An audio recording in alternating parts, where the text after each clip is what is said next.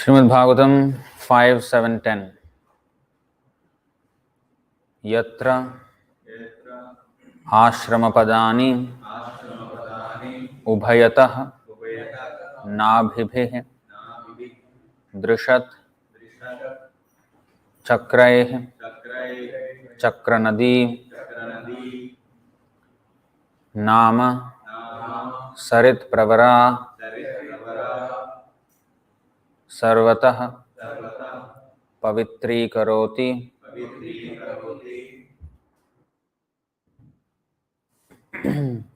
Yatra Shramapadaanyubhayato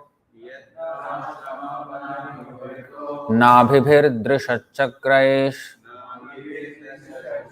Chakranadi Nama Sarit Pravara Sarvatah Pavitri Karoti Yatra, where Ashramapadani, all hermitages, Ubhayatah, both on top and below, Nabhibhih, like the symbolic mark of a navel, Drishat, visible, Chakraih, with the circles, Chakranadi, the Chakranadi river, generally known as Gandaki, Nama, of the name, Sarit Pravara, the most important river of all, Sarvatah, everywhere, Pavitri Karoti, sanctifies. Translation and purport by His Divine Grace A.C. Bhaktivedanta Swami Srila Prabhupada Ki Jai. Translation: in Pulaha Ashram in the Gandaki River, which is the best of all rivers, the Shalagram Shila, the marble pebbles, purify all those places. On each and every marble pebble, up and down, circles like navels are visible. Please repeat. In Pulaha Ashram is the Gandaki River, which is the best of all rivers. The Shalagram Shila, the marble pebbles, purify all those places. On each and every marble pebble, up and down, circles like navels are visible. Purport: Shalagram Shila refers to pebbles that appear like stones with circles marked up and down. These are available in the river known as Gandaki Nadi. Wherever the waters of this river flow, the place becomes immediately sanctified. I think this Gandaki is in Nepal, right?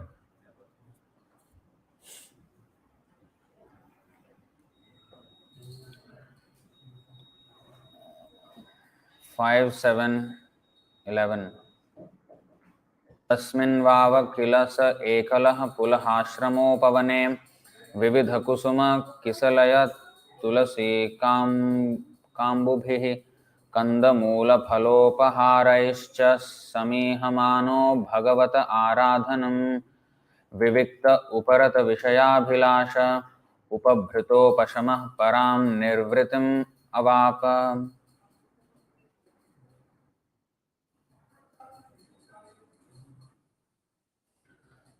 Translation and purport by His Divine Grace A.C. Bhaktivedanta Swami Srila Prabhupada Ki Jai.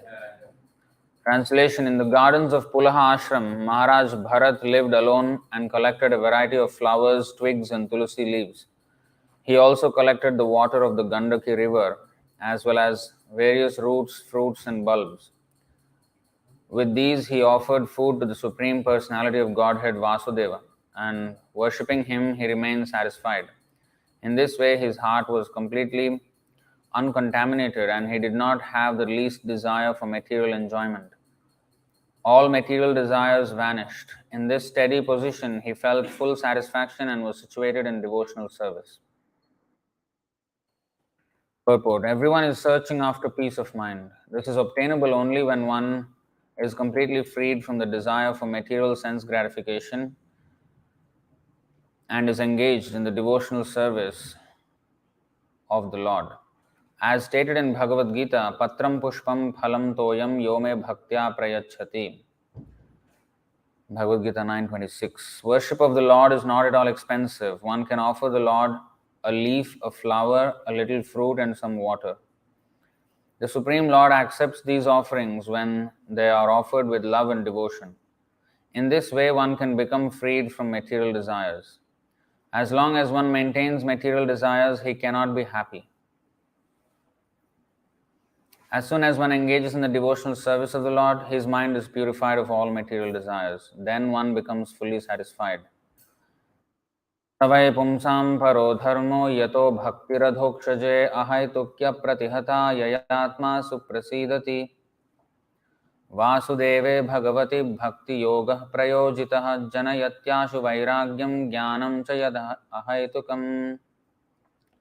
The supreme occupation or dharma for all humanity is that by which men can attain to loving devotional service unto the transcendent Lord. Such devotional service must be unmotivated and uninterrupted in order to completely satisfy the self. By rendering devotional service unto the personality of Godhead Hare Kṛṣṇa, one immediately acquires causeless knowledge and detachment from the world. Srimad Bhagavatam 1.2.6 and 7. These are the instructions given in Srimad Bhagavatam, the supreme Vedic literature. One may not be able to go to Pulaha ashram, but wherever one is, one can happily render devotional service to the Lord by adopting the processes mentioned above. Om Ajnanatimmirandhasya Jnananjanashalakaya Chakshurunmelitam Yena Tasmai Shri Gurave Namaha Shri Chaitanya Manobhishtam Sthapitam Yena Bhutale Swayam Rupah Kadamahyam Dadati Swapadantikam Vandeham Shri Guru Shri Yutapada Kamalam Shri Gurun Vaishnavamscha Shri Rupam Sagrajatam Sahagana Raghunathanvitam Tam Sajivam Sadvaitam Savadhutam Parijana Sahitam Krishna Chaitanya Devam Shri Radha Krishna Padan Sahagana Lalita Shri Vishakhanvitamscha He Krishna Karuna Sindho Deenabandho Jagatpate Gopesha Gopika Kanta Radha Kanta Namostute Tapta Kanchana Gaurangi Radhe Vrindavaneshwari Vrishabhanusute Devi Pranamami Haripriye Vancha Kalpatarubhyascha Kripa Sindhubhya Evacha Patitanam Pavanebhyo Vaishnavebhyo Namo Namaha Nama Om Vishnupadaya Krishna Presthaya Bhutale Srimate Bhakti Vedanta Swamin Iti Namine Namaste Saraswate Deve Gauravani Pracharine Nirvishesha Sunyavadi Paschatya Deshatarine Jai Shri Krishna Chaitanya Prabhu Nityananda Shri Advaita Gadadhara Srivasadi Gaura Bhakta Vrinda Hare Krishna Krishna Krishna Hare Hare Hare Rama Rama Rama Hare Hare. So Bharat Maharaj left his opulent kingdom and went to this Pulaha ashram, which appears to be situated in the region of Nepal, because the Gandaki River is mentioned, where a lot of Shalagram Shilas are to be found. You know, the other day we went to the airport to receive Prabhu. Before he came out, there was this small pool, and then the tree was there inside the airport, and there were a lot of pebbles, black pebbles. All the children were like, "Hey, Shalagram Shila everywhere." So,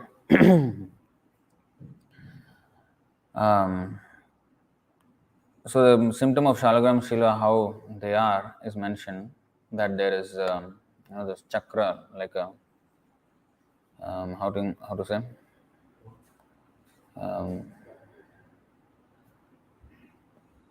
it's like a fractal geometry kind of structure, shape, like a navel, like that. It's not concentric. It's like coming out, like, yeah, it's like coming out like that. Spiral, yeah, spiral is the word. So, So like that, a lot of Shalagram Shilas are to be found in the Gandaki River. And this has been there since how long, you see? Bharat Maharaj, Rishabdev, even at that time, this river is famous for that. So wherever the Lord is, the water that touches the Lord, Charanamrita, and therefore water is purified. And one is, especially in the yoga process, which Krishna also briefly explained in the 6th chapter of Bhagavad Gita, it is mentioned that Suchau Deshe Pratisthapya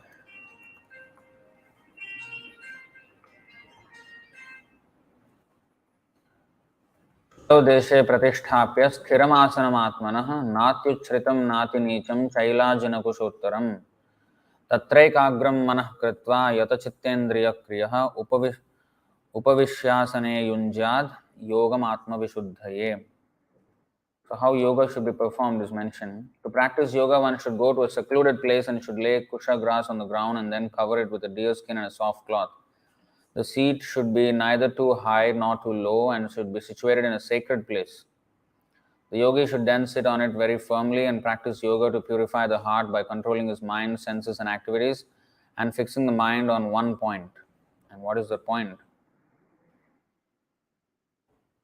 Next, 13 and 14. Samam kaya shirogrivam dharayannachalam sthirah samprekshanasikaagram swam dishaschanavalokayan prashantatma vigatabhir brahmachari vrate sthitah manah samyamyamachitto yukta asita matparah. One should hold one's body, neck and head erect in a straight line and stare steadily at the tip of the nose. Thus, with an unagitated, subdued mind, devoid of fear, completely free from sex life, one should meditate upon me within the heart and make me the ultimate goal of life. So that single point is Krishna. Make me the ultimate goal of life. Should meditate upon me. Mana samyamya machitta yukta atisam matpara. So not at any single point. So this was the process. And also, of course, Maharaj Bharat was offering the food also. Of course, that is also part of the staying. So just imagine from being an emperor in a palace and of an undisputed kingdom to living alone in a forest with all sorts of possibility of danger. That requires enormous amounts of sacrifice. The exalted position of Maharaj Bharat is mentioned here, which is impossible for us to attain. And from that impossible state, he fell. So we can just imagine how easier it is to fall from this possible state that we can conceive of. So the standard of the devotional service of Maharaj Bharat is not a common one. It is very rarely achieved. He attained until Bhava stage, which is just on the onset of prema, and from there he fell. So, and fell for not even a menaka, fell for a deer. It's at least if it's a menaka, the shame can be a little bit less because okay, it's a heavenly beauty and not so easy to kind of control oneself. Even then it is bad already, but at least something. But he fell for a deer, like not even the same species, nothing like close. So it is just to show the power of Maya that we can relax at no time. Not that I have achieved a reasonable amount of standard of devotional service. I kind of understand now the philosophy. I'm in the practice of regulative principles, and I'm kind of steady in this, practice, and therefore I can afford to relax a bit, opinionate a bit, take the focus out of myself, and kind of poke my nose into affairs which do not even concern me in the first place, and I'm nobody to even judge, and I enter into these things and it becomes dangerous. So we should never be comfortable in our advancement. We should always be alert. Like Prahlad Maharaj said in this 7th canto, 9th chapter, I am not afraid of you, Narasimhadev, but I am very much afraid of Maya. So he's afraid of Maya when he's already a pure devotee, born from the womb, he's a pure devotee. And after having, being protected by the Lord visibly, he was visibly thrown from the. It's not that, some kind of in the mind, he was like protected by the Lord. No, physically, like for everybody to see. When that happens, pride can increase. And there is actually, what is that? Pastime in Chaitanya Charitamrita, when the devotee was cured by the Chaitanya Mahaprabhu from the leprosy, he was very much afraid. What is that? Leper. Brahmana. Not that one. No? Is it Vasudeva?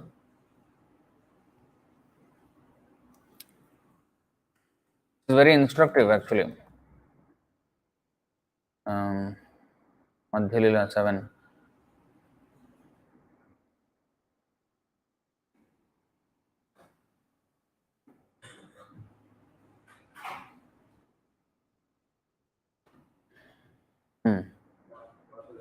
Vasudeva 7:139. When the leper Vasudev came to Kurma's house to see Chaitanya Mahaprabhu, he was informed that the Lord had already left. The leper then fell to the ground unconscious. So I think then, when Vasudeva, the leper Brahmana, was lamenting due to not being able to see Lord Chaitanya Mahaprabhu, the Lord immediately returned to that spot and embraced him. When Chaitanya Mahaprabhu had touched him, both the leprosy and his distress went to a distant place. Indeed, Vasudeva's body became very beautiful to his great happiness. Brahmana Vasudeva was astonished to behold the wonderful mercy of Sri Chaitanya Mahaprabhu, and he began to recite a verse from Srimad Bhagavatam touching the Lord's lotus feet. Vaham daridra papiyan, this is by Sudama. Pakrishna Sriniketana Brahmabandhuriti smaham bahubhyam parirambhitaha. He said, who am I, a sinful poor friend of a Brahmana, and who is Krishna, the Supreme Personality of Godhead, full in 6 opulences? Nonetheless, he has embraced me with his 2 arms. So, now, Brahmana Vasudeva continued, O my merciful Lord, such mercy is not possible for ordinary living entities. Such mercy can be found only in you. Upon seeing me, even a sinful person goes away due to my bad bodily odor.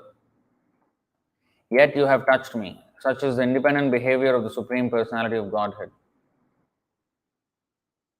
Being meek and humble, the Brahmana Vasudeva worried that he would become proud after being cured by the grace of Sri Chaitanya Mahaprabhu.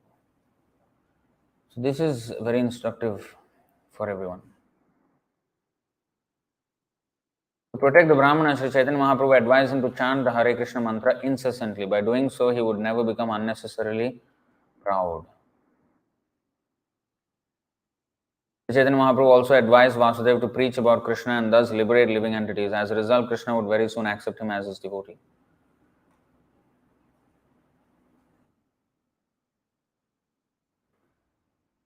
So, see how he was worried. Usually when, the Lord shows such benediction, we think, oh, now I'm so fortunate, that the Lord has personally, I'm directly in touch with the Lord. See how big I am. So, actually, if one has that kind of mentality, Lord will not even come to him. But you see, they're showing that even after achieving such an exalted position, they are worried. He's worried about sarvottam apana ke hina kori mane. Although a pure devotee standard is above all, he still considers himself to be in the lowest stage of life. His worry was not anything else. His worry was Maya. And the Maya, he was worried not because, he was getting attracted to some, woman or something. No. He was worried because the Lord has shown him mercy. So even after the Lord has shown him mercy, how careful he is. That, this will be the cause of my pride. So that is what actually will save us. To forewarn, when we forewarn ourselves of the dangers that lurk in the, as a consequence, as a ramification of some mercy. It may, here is like, very big mercy, which Chaitanya Mahaprabhu personally embraced him. But sometimes we may just feel a little accomplished in devotional service. I learned a few verses, or I distributed a few books. I chanted kirtan, and then everybody appreciated. I spoke a class, and everybody appreciated. So even that kind of thing, very insignificant seemingly, um, induces pride. And if we are not careful, no, it doesn't even take that much. If somebody comes and bows down, somebody comes and bows down. Oh, he's bowing down to me. I'm now a Vaishnava. I'm actually bona fide. No? People are bowing down to me, no. So, in this way, pride increases.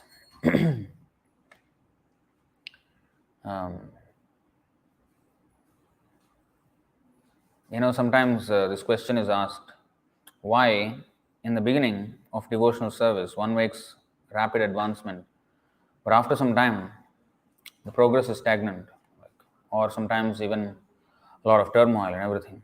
But in the beginning it was so ecstatic, so pure, and without any other considerations, just in devotional service. So the answer is, when in the beginning we take to the process with full earnestness, something very new to us, and we read books, and we are getting so interested in that whole philosophy, we are actually inquisitive, so we are hungry for that. And once we get a little accomplished, a little bit knowledge we have now, okay, after 2-3 years I have come to a standard where I can understand some things. Like generally I sort of understand things, and I've learned a few verses here and there, and I'm familiarized myself with the process and with the devotees, and so now what happens, that hunger is no more there because of a sense of accomplishment, and we're not careful. That's what happened with Bharat Maharaj. He was not even with pride. It was compassion that brought him down. Arjuna also always felt because of so-called compassion, bodily compassion. See, the body of the deer, whatever it is, the Lord will protect. Sometimes I even hear devotees worried about, Ukraine war, so many are dying. Now Israel-Palestine war, so many are dying. It's quite painful to see the news, this and that. You can't do anything about it. Prabhupada, in fact, once there was somebody came to Prabhupada like that, Prabhupada said, you don't worry about the world. You worry about yourself first. Those things, the only thing we can do is to preach. So, whoever has to receive whatever, they will receive. None of them are innocent. Whoever is receiving these punishments, none of them are innocent, because meat eating and intoxication, all these things are being done. Of course, these reactions will come. And Prabhupada many times was seen sad and even shedding tears, thinking about the crimes of the world. And what were the crimes? Opening slaughterhouses. Those were the ones which actually bothered Prabhupada, because that is the root of the problem. He's not worried about the symptoms of the problem. Oh, when something surfaces, oh, earthquake, so it was such a gory scene, and that is a reaction of what. So the root is here. When the sinful activities are being performed, that will be the cause of all problems, and this is not seen by the materialist. Usually, when a person commits a crime and he is judged for it and punished for it, the sequence is very clear in our mind. Okay, this is what he has done, and this is why he is in court, and this is why he got the thing, and that's why he is in jail. So it's quite, we can kind of draw the line, kind of join the dots. But the way Krishna works, in the law of karma works, is we do something somewhere, and out of nowhere something else crops up, as if it's nothing related to it. it looks like an accident, or somebody just robbed, somebody just slashed or murdered, and that person has nothing to do with the original sin that we performed in some other life, maybe even. So to join the dots is very difficult. So the punishment of Krishna does not work in a linear way that our court system works. At least, like here, the judge gives the punishment. Here, the punishment is given by some guy, crazy fellow who shoots, takes a gun and just shoots somebody, and then the guy died, and then the mother is just, or the mother died, the child is just there, and like the person who is punishing is not even any authorized jail, janitor. What is it? Not janitor. What's it called? Jailer, or some judge. Nothing like that. It's some crazy fellow, nothing to do with anything. He doesn't even know what he's doing. So, or sometimes it is family members, whatever. So the reason of the punishment doesn't even look anything connected. So this is how Krishna does his work. He does not, of course, he has demigods appointed for all these things, but the demigods don't come and personally, Yamaraj comes and beat your head. Like, it doesn't do like that. He has his own ways of doing things. So that's why Brahmayan Sarva Bhutani Yantra Rudhani Mayaya, the wanderings of the living entities, who should be punished and who will be employed to punish him, and who should be rewarded, who and where he goes after death, and how he takes birth in another body. These things are such complicated logistics that the Lord maintains. And we have to understand that the thing that we need to do is to just follow the dharma, the rules set out by Krishna. So we have to be careful. Sometimes we cannot understand the consequences of our action because they don't look like, okay, I've done something, but I'm not immediately facing anything, so it's like, it's okay, I can do it. That's how Maya works.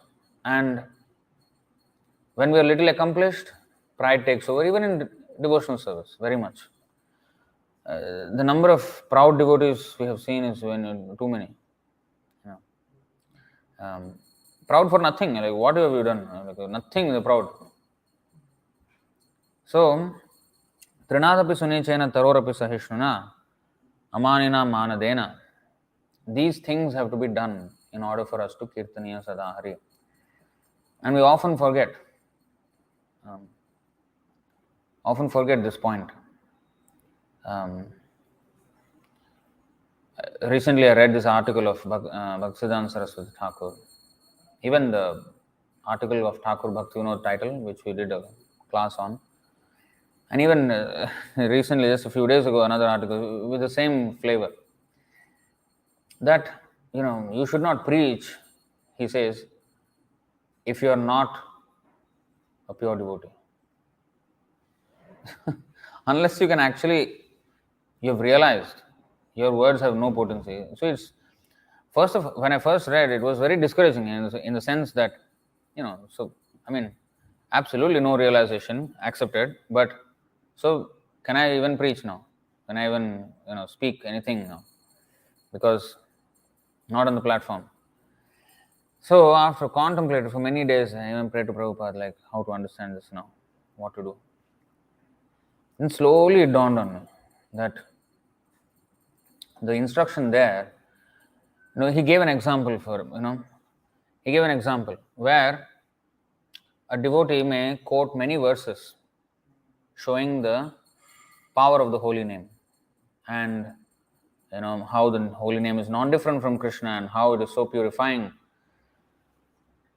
To repeat the words of Shastra is what we should do. But the person who has actually realized that state of the holy name, where it is non-different from the Lord, that is totally different stage. And the person who speaks from that platform, then it immediately works. And a person who understands theoretically, but actually doesn't understand because he has not realized it. So then how to speak on it?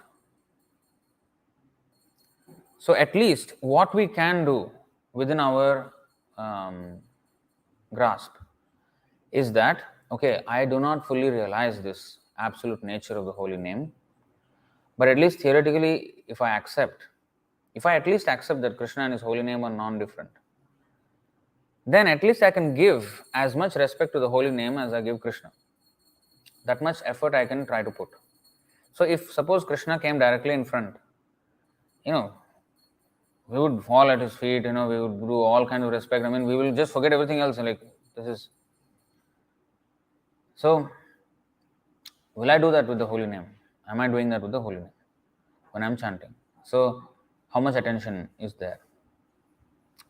So, at least that much I can put into practice at my level. This is what I can understand, so I can actually try to improve on that. So, one who is serious in the matter of improving, for him, he can, of course, we must preach. I mean, Prabhupada never said that you have to become pure devotee to preach. So Bhaktisiddhanta Saraswati Thakur was saying like that. But of course, he encouraged his devotees also to write and preach and everything, even though they were not pure devotees. So how to understand this apparent, contradiction? So it's not a contradiction. The thing is, the only thing that we can understand is we have to actually be serious in what we are saying and doing. We have to be serious about what we are, about the whole process. So if we revisit our own daily practices, even what we sing in the, Guru Ashtaka in the morning, what we sing in the Tulsi Arati, what we sing in the Guru Puja song, if we actually meditate on the words, many times we don't take them seriously. And when we chant Sikshashtaka, when we chant the 10 offenses, we're doing everything as a routine sadhana, but seriously. So we can definitely, there's a huge scope of improvement in every one of these things, and that is exactly where the advancement lies. It is not that I have to learn something new now. Oh, I kind of learn all these things. Sikshashtaka every day. Chaitodharvanam, Bhavama, Davag, Nirvapanam, Shayokhairav, Sandrika. Done, no, I already learned it. Why to repeat? I already learned it. The learning is not to memorize it. The learning is to realize it and apply it and actually meditate on that constantly. It's not that application is not once, it's a constant application. That's why these verses are not meant for just remembering.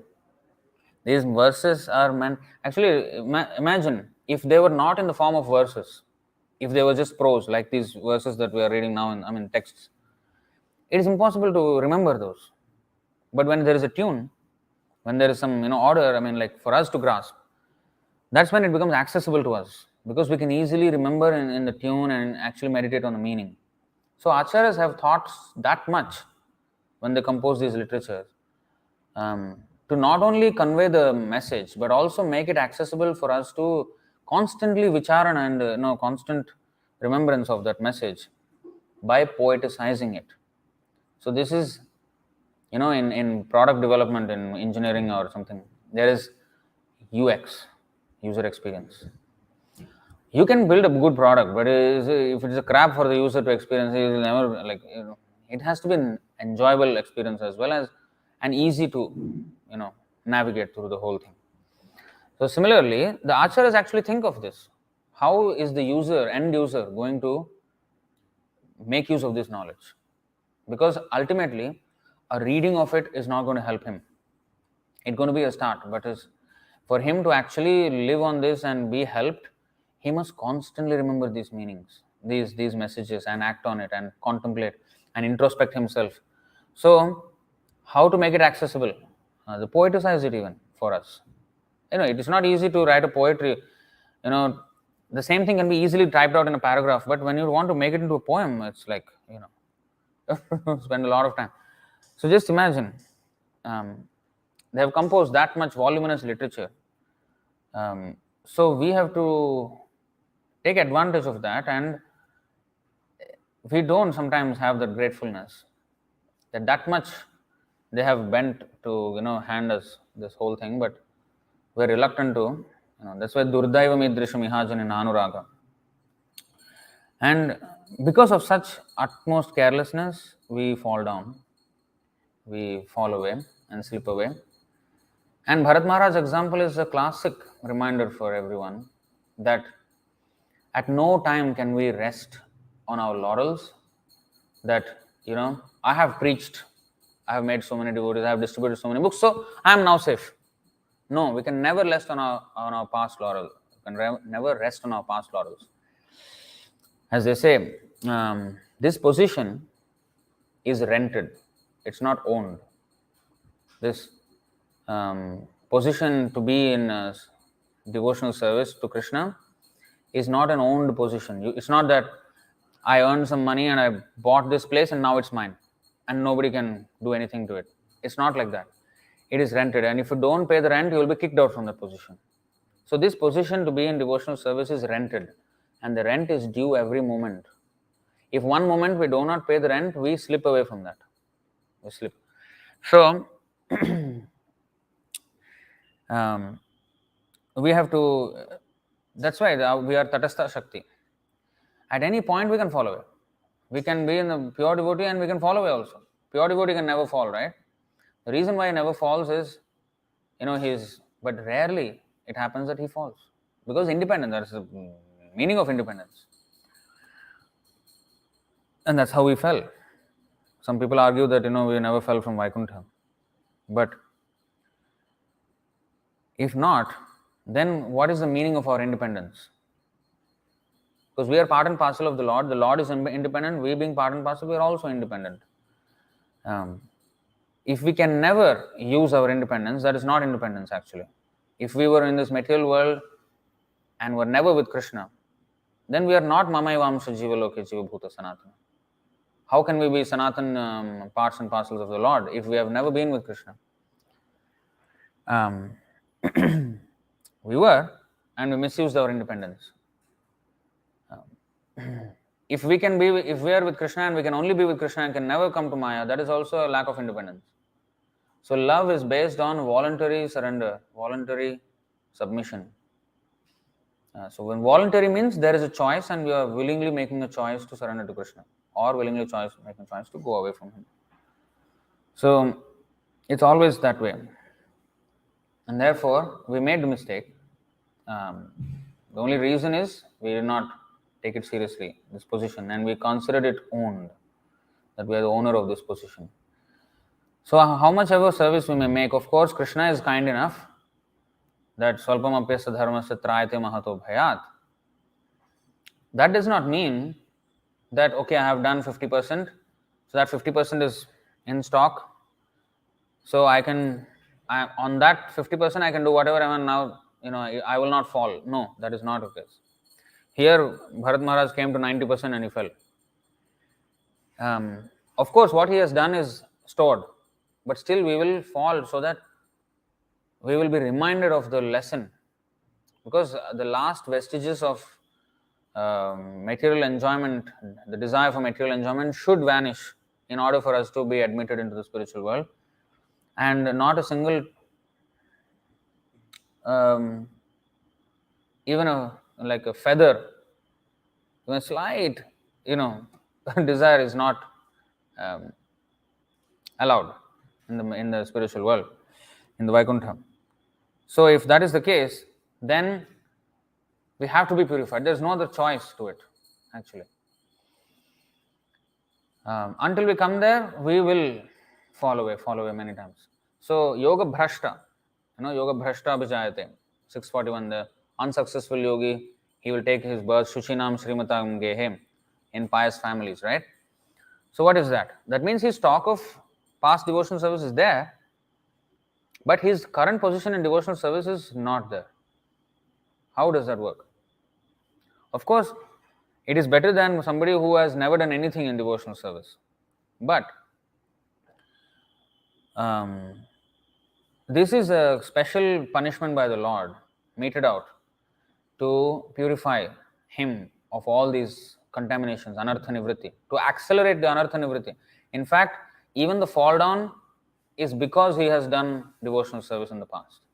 So that because of that devotional service, Krishna actually takes some mercy on this soul and punishes him severely so that he quickly realizes his mistakes and comes back. Like you see, this Bharat Maharaj, he fell from a very exalted position, but within 2 lifetimes he went back to Godhead.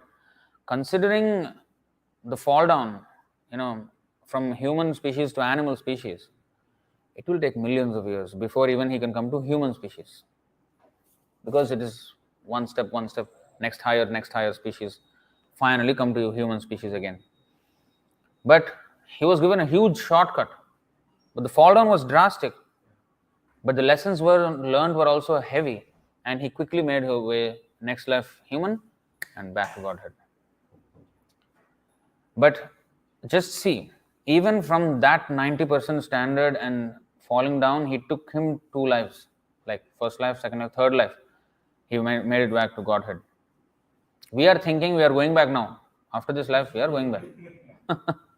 I'm going back to Krishna. I'm taking shelter of Prabhupada. What is this? I'm chanting Hare Kṛṣṇa 16 hours every day. I'm going back. After this life, I don't want to come back anymore. We say, many times we say, I don't want to come back to this material world anymore. Bharat Maharaj took 3 lives.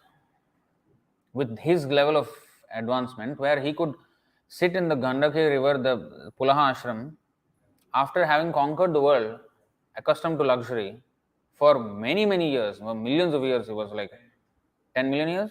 So look at that. I mean, you are accustomed to royalty for millions of years, and you can give up that. That kind of sacrifice and is unimaginable. Even then, when he fell, it took him 3 lives. We are going back in 1 life. So, if we have to go back in 1 life, and if Bharat Maharaj's seriousness took him 3 lives, of course, his seriousness means he was a little bit slack.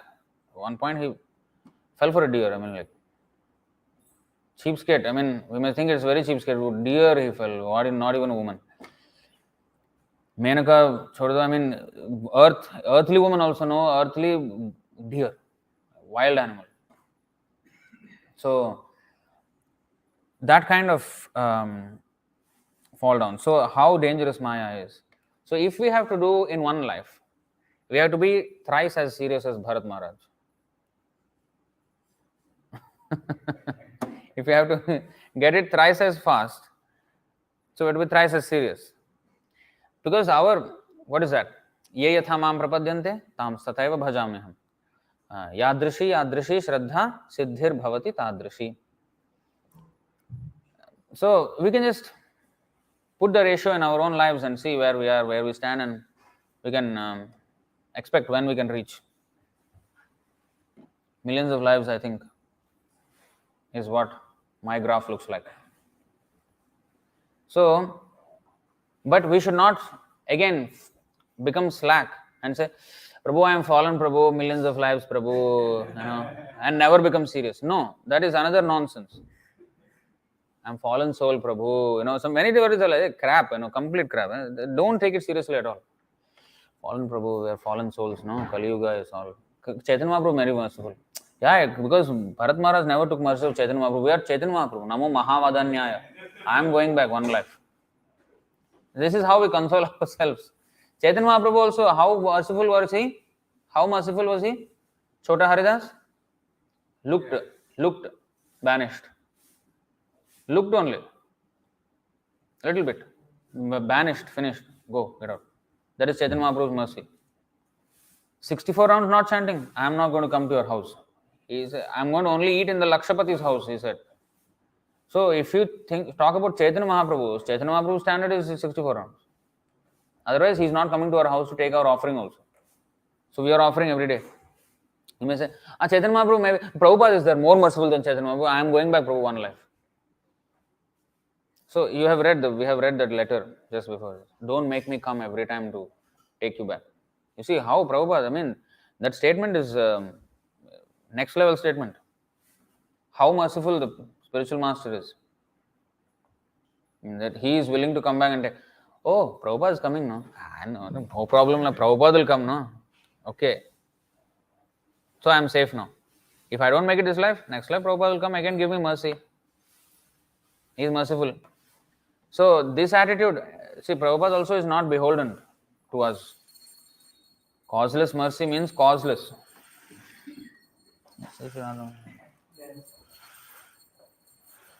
Causeless mercy means we should understand that we were not the cause for that mercy to be bestowed on us. We were not like super qualified to receive that mercy. That is the meaning of causeless mercy. Causeless mercy means out of his own goodwill he came, although we are completely useless and hopeless. So if we are hopeless, then we don't hold any power to actually call Prabhupada again and kind of Prabhupada, like he's not in our control, he's not our pet. Like Prabhupada said, many people accept Guru as a pet. We cannot do that, right? So that is causeless mercy. So we have to understand that it is always rented, and the rent is due every moment. So that's why at no time we can rest, at no time we can relax. Always progress, progress, progress. That's why it is said, Nehayat karma dharmaya na viragaya kalpate na tirthapada sevayai jivannapi mrito hi saha. This is talking about progress. Anyone whose work is not meant to elevate him to religious life. That means if he is working, he has to, that work should lead him to religious life. If he is just working and not leading to, that work is not bringing him to religious life, then it is a stagnation. It is a death actually. How work can be brought into religious life? They say work is worship. Work is not worship. Unless your work becomes worship, you are not progressing. Not that work is worship. So how to make work into worship? Offer our results to Krishna. Just like a brahmachari, he will go alms and beg and bring it to the spiritual master. The grahastha may work and bring the same to the spiritual master again. Of course, some he may keep for family maintenance, rest of it for spiritual master. In this way, when we sacrifice our fruits of our action, then we will start to what is that? Our work is slowly transitioning into a religious life. And of course, we should also chant and read and everything while we are working. And if we are in the religious life and we are doing the ritualistic performances, now you may say ritualistic performances, karma kanda activities. No. Even our sadhana, is there also rituals, right? Ritual means something which is routinely done as a customary performance. Mangalarti is a customary performance, Guru Puja is a customary, to attend these things, class is a customary. But if we just physically present in these performances, ritualistic performances, but if it does not raise us to renunciation, you see, whose religious ritualistic performances do not raise him to renunciation, that means we are not taking it seriously. We are just, Prabhu, I am attending, no? Mangalarti, once a week or something. I am reading, no? So I am okay. I am safe. No. Am I advancing to the next stage? Is my religious duties and my sadhana taking me to renunciation?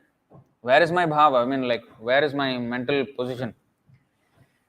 And if I am renounced now, I am now brahmachari or sannyasi, I am vanaprastha, I am like free now.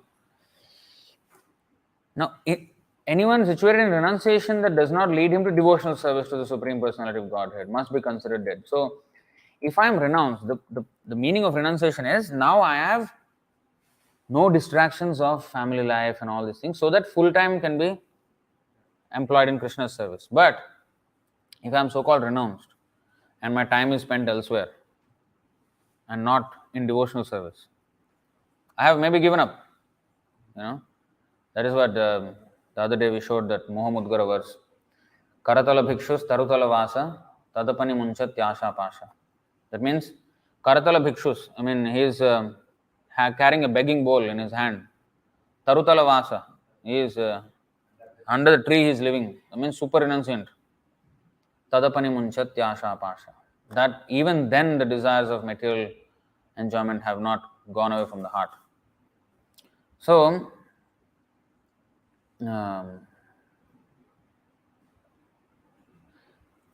even after renunciation of material duties, if we don't take up spiritual duties to fill that void, relapse is bound. I mean, we are bound to have relapse. It's inevitable of the relapse of the material life again. So then we will be called not sannyasi but vantasi. Vanta means vomit. Ashi means one who desires vomit. Who like to eat his own vomit? If somebody vomit or I vomit, how can I eat it again? Like, so we have given up, we have vomited this material life, and if we again accept it, it is vantashi, not sannyasi. So we have to progress. We have to never regress. So these are all lessons. He was in such a sacred place. Everything was conducive, and he has so much renunciation. But what happened? The renunciation did not lead him to. Of course, he was doing devotional service, but he spent some time in allowing sense gratification. His so-called material compassion to, and compassion is not a bad thing, right? I mean, that's how mind will try to justify. Hey, I'm not falling for some lust or anger. Compassion, it's a good thing. So Maya is coming like this. Arjuna also, this was his compassion. I am not hating them. I am not lusty. I am not angry. I am not greedy. I don't want the kingdom. I'm not angry with them. I'm not lusting after these, their wives or what, like they did to Draupadi. I'm not having all these things. Kama, Krodha, Lobha. I have nothing of this. Still Krishna chastised him, rascal. Nonsense you're speaking.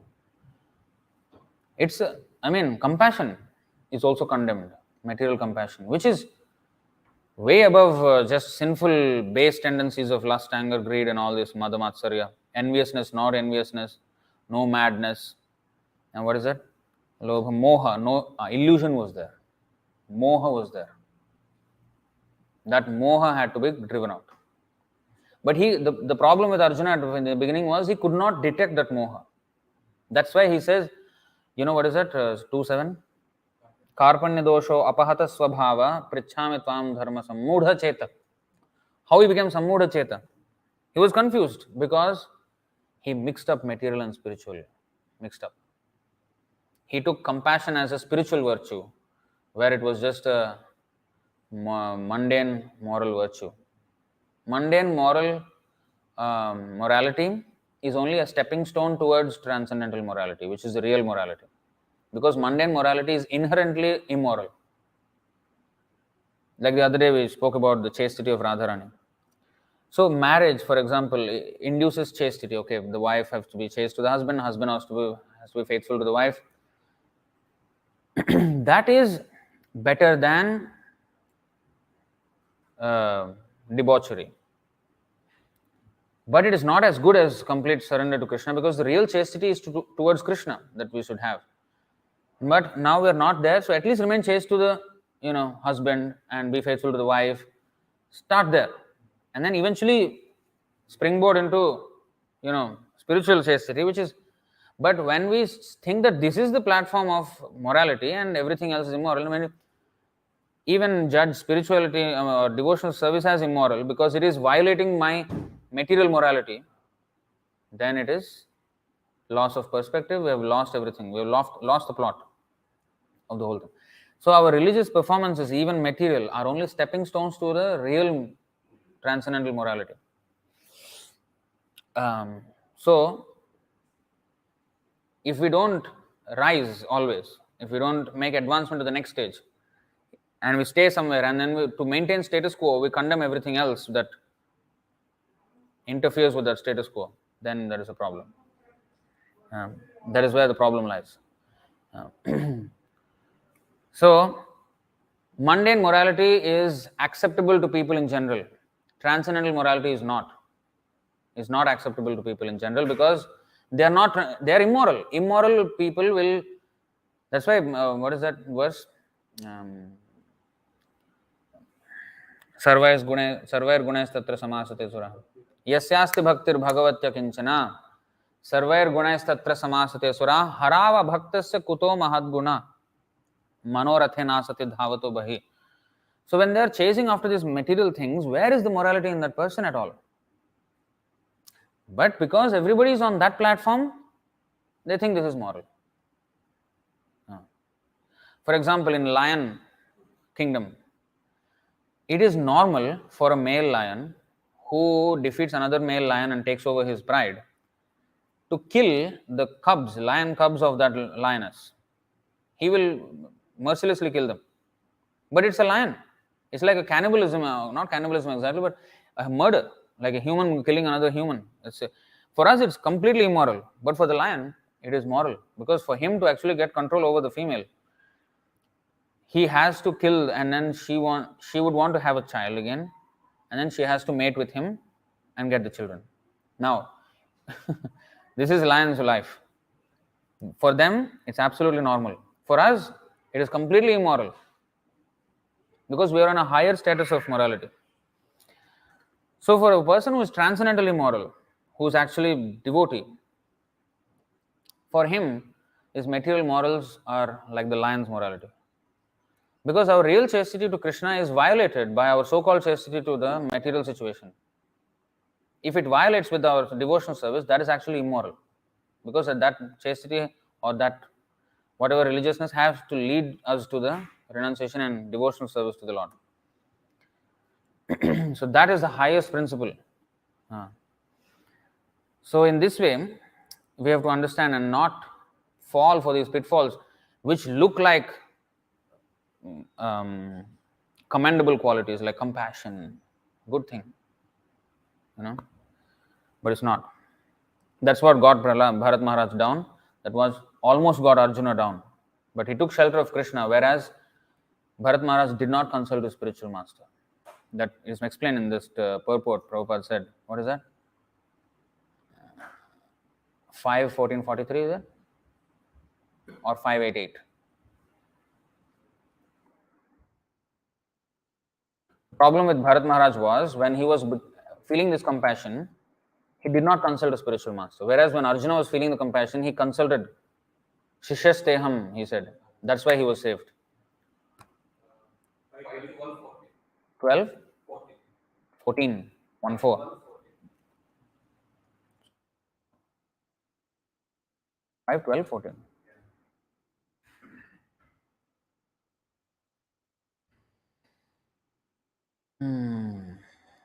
Oh, Jada Bharat.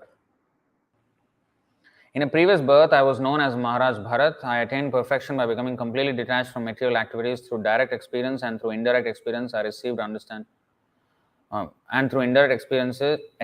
received understanding from the Vedas. I was fully engaged in the service of the Lord, but due to my misfortune, I became very affectionate to a small deer, so much that I neglected my spiritual duties. Due to my deep affection for the deer, in my next life, I had to accept the body of a deer. Now,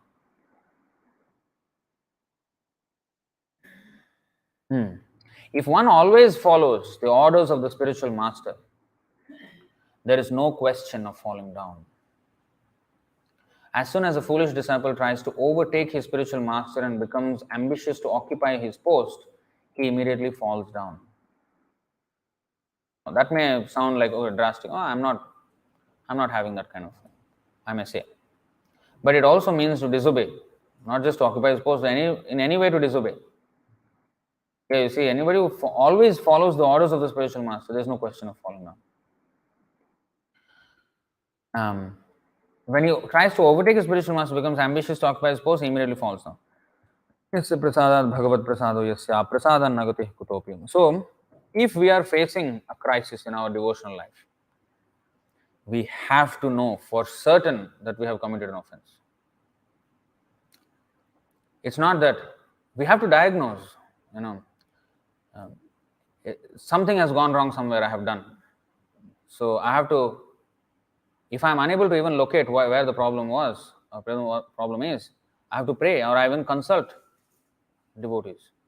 And if I don't, manorathena sati, if I confide with my mind, and those who can't help me, or those who even accentuate my offensive mentality, good luck. We have to seek advice of those devotees who will tell the uncomfortable truth, and we rather be woken up by the truth than comforted by a lie. Comfortably we will fall down then. If the spiritual master is considered an ordinary man, the disciple surely loses his chance to advance further. And this not only applies to the Diksha Guru, but also to the Shiksha Guru. If the spiritual master is considered an ordinary man, the disciple surely loses his chance to advance further. This is where the problem actually lies, especially among Ritviks. Because they say Prabhupada, Prabhupada, but when there's other devotees, who are actually serving Prabhupada, when they tell something, they say, how much does he know? Where is his position? Who is he to tell me? He himself is not a pure devotee. Who is he to tell me? This is how we take. And this is where the problem lies. Because if it doesn't matter where the order comes from, where the advice comes from, even if somebody who is, like everybody is Shiksha Guru, right? Even if somebody is not on the absolute character platform, if he's saying something that can benefit me, if I can take those words and action, I can correct myself. It doesn't matter where it comes from actually. For that matter, in the 11th canto, 24 gurus are mentioned. Pigeon, prostitute, bangles, like what are those? How can we take them as gurus? They are inferior. Even then, if we can take them as gurus, what to speak of devotees who may be even neophyte or maybe second class or whatever it is. If they are giving something beneficial for us, why can't I take? Because I think myself too much of myself. I have too much high estimation of myself. This is why I don't take. Yasya prasada bhagavad prasado yasya prasada nagate kutopi. If the spiritual master is considered an ordinary man, the disciple surely loses his chance to advance further. Despite a very rigid life and devotional service, Bharat Maharaj did not consult a spiritual master when he became overly attached to a deer. This was the problem. The problem was not the deer even. The problem was that he refused to consult his spiritual master. When Vyasadeva was confused, he was praying to his spiritual master and Narad Muni appeared out of nowhere. This is the connection between spiritual master and disciple. When we are actually seeking an answer and pray to the spiritual master, then the spiritual master will reveal the answer. And those who know, those who have devotees, many devotees have experienced this, where if I'm really seeking an answer and not on my own strength, if I pray to Prabhupada, pray to the devotees, I will get the answer. And I can confirm the answer also. Not that, yes, Prabhu, I got the answer. I think I know the answer. And then we'll come to an offensive conclusion and then I think that guy is rascal. That is the answer. That guy is rascal. I immediately conclude without any Sadhu Shastra Guru checking. So even if I get the answer, I have to check again. Whether it's my mind telling me or the Paramatma telling me, by the mercy of the Guru, who is talking? I can't distinguish between the voices. So therefore, I should consult Sadhu Shastra Guru. Always. So Bharat Maharaj, despite a very rigid life, did not consult a spiritual master when he became overly. Consequently, he became strongly attached to the deer and forgetting his own spiritual routine, he fell down. Huge lesson, right? So, you have to be very, very careful. So, I would like to stop here. Any questions or comments on this topic?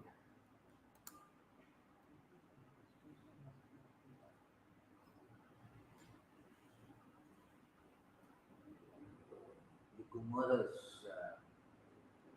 when they went to Vaikuntha, they also ended up crossing the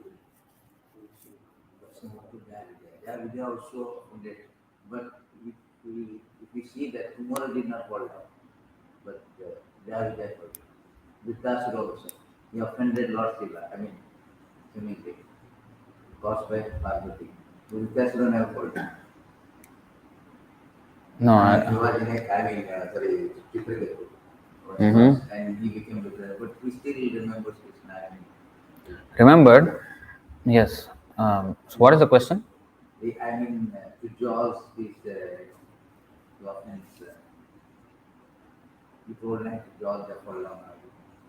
How to decipher How to decipher what? Like Kumara did not fall down. But Kumaras do not. Vijay fell down.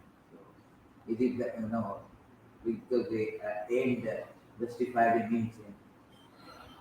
So, actually the offense started earlier with the Jay and Vijay. They offended Lakshmi. that is mentioned in the um, third or fourth canto. They offended Lakshmi earlier when she was, you know, coming into the Vaikuntha, and they forbade her to come. They said Narayana is sleeping, or something like this. And then, who are you to stop me? Then Narayana himself, I think, asked her. I don't remember the full story, and he asked him to not stop. And she came inside, but she was angry still. And eventually, that offense led to them being cursed by the, because what did you find it? Um,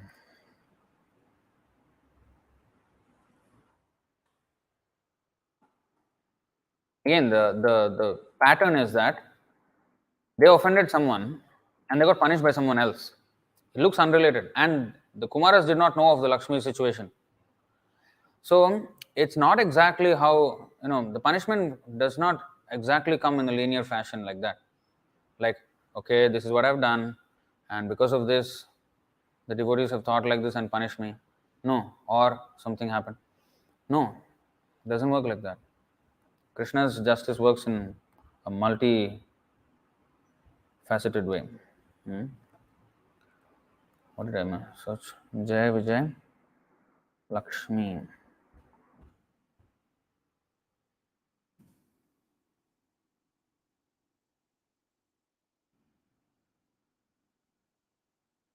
This is like what? Huh? Yeah. Actually,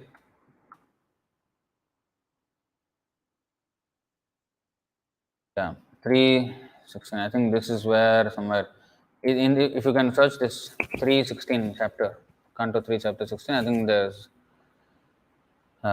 explanation. Um, so, of course, Jay and Vijay were at fault. And of course, that fault is also again engineered by the Lord because he wanted to fight. But what is the other example you said? Um, okay, so Chitraketu actually did not intend any offense. Parvati thought it was an offense. So here we can learn one thing, that even if I intentionally did not commit an offense, if someone is offended, you have to still face the consequences. If the Vaishnava is offended, I have to face the consequences. So that's why we have to be careful in even unintentionally not. You cannot say that, you cannot plead innocent. I did not do it. I did not mean it. Like, how can you? That is how much we have to be careful. At the same time, because it was not directly his offense, he could remember all the, and it actually strengthens the devotional service, even of Vritrasura. And the glory of Chitraketu's devotion was actually magnified by Vritrasura. I mean, his birth as Vritrasura and being still a devotee and his heroic nature. Huh? 3:16:30. Is it purport or the verse?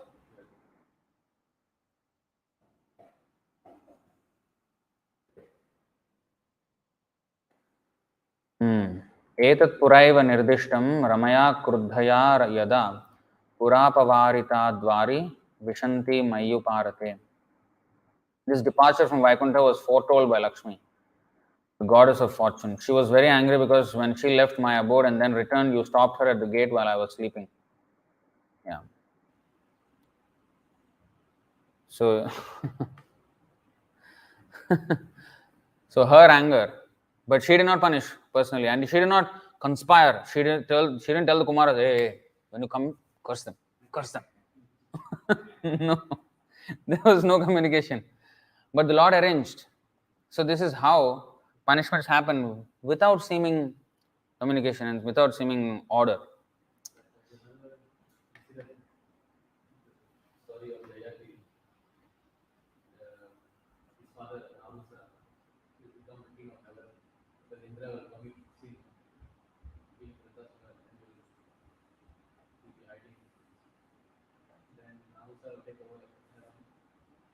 then this guy will try to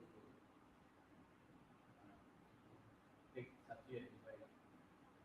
And Sati will tell, okay, I'll take you as wife. I mean, I'll be your wife, provided you take the brahmanas and I'll then carry you. And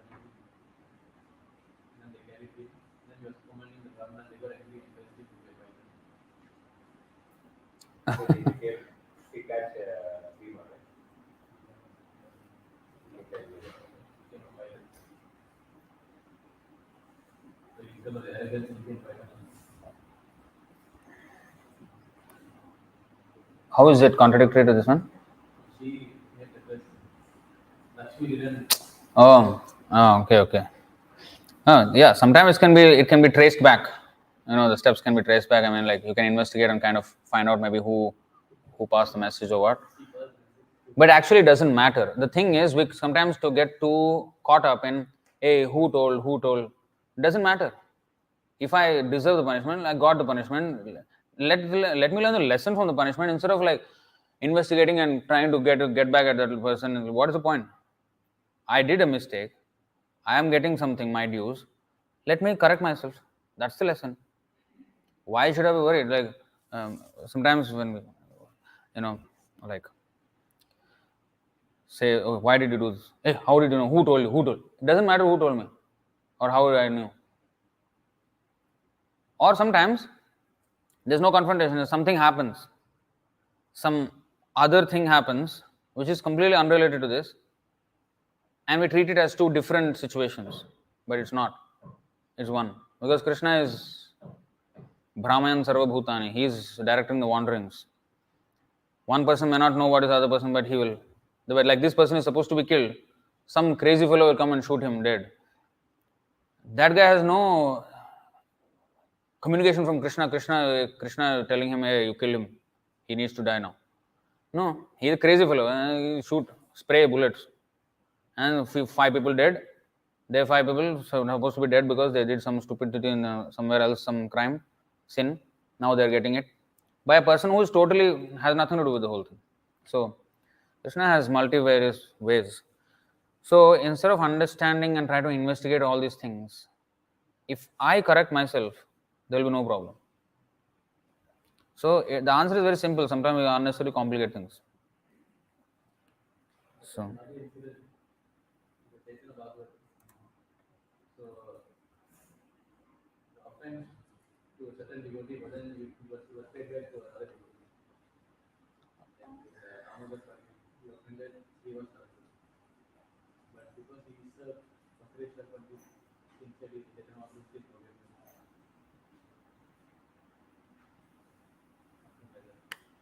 Anyway, very confidential pastimes. I don't even understand how to understand everything.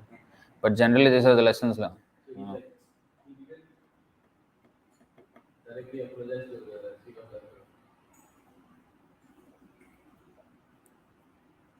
But the Lord still accepted him after he accepted the other devotee. We cannot understand everything of the Lord. Some things we can understand. General lesson is that we have to correct ourselves. We have to work on ourselves before working on anything else. Only a guru, at least Shiksha Guru, Diksha Guru, whoever is in a senior position whose duty is to correct others, he is allowed to find faults. Otherwise, we are not allowed to find faults. It's none of our damn business to find faults with devotees, especially one who is somebody who is much higher. It's not our damn business.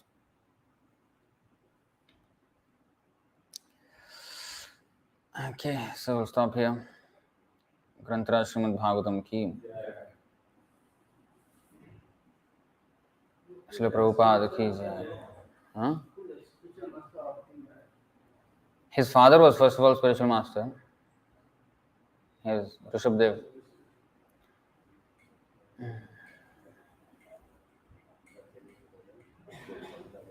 Somebody is asking, what is your take on Ukraine conflict and Israel-Palestine conflict? Kshitibhara Haranam, that is our take. Kshitibhara Haranam Kala Chakrayudhasya. That means the weight of the world is being reduced by the action of time. I mean, everybody, all of them are, killing animals. Of course they're going to get it. something or the other will happen here and there. Always there will be upheaval.